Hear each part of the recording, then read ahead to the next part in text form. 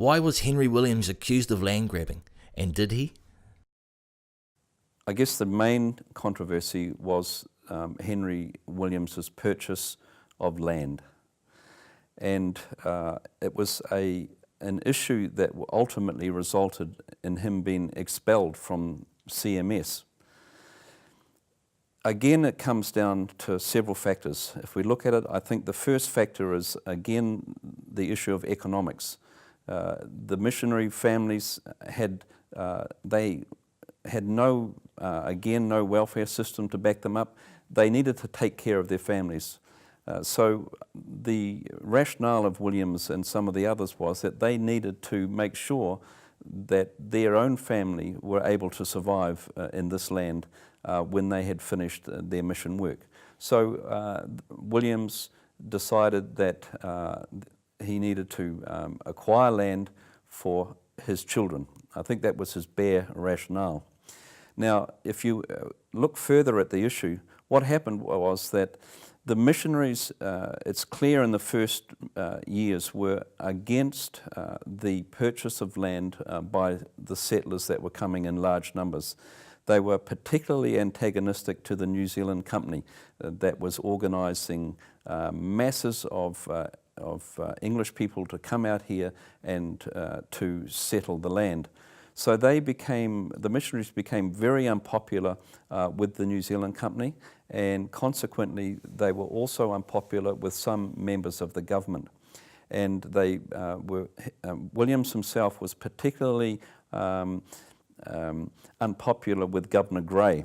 So between Grey and the New Zealand company, there was a clear vendetta against Williams and against the other missionaries.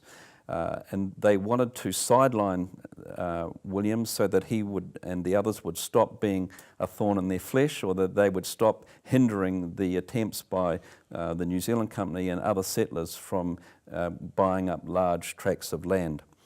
So, as I said, that ultimately Henry Williams was expelled from the Church Missionary Society because Selwyn, who was the first Anglican bishop to New Zealand, actually joined sides with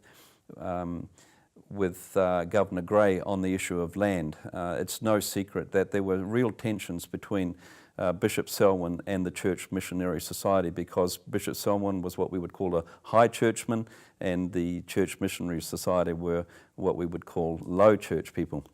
The end result was that, as I said, he was expelled, but the process went through the courts, and the courts examined the acquisition that Henry made over the land, and the courts really acquitted Williams and said that the purchases were bona fide.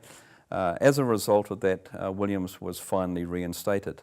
Now, just to conclude on that, so you could say that Williams's land purchases were legal under the framework of the Treaty of Waitangi, but the question remains, were they wise? In the period of time when the issue of land became a major issue for Māori, whether was it wise for the missionaries to acquire large tracts of land?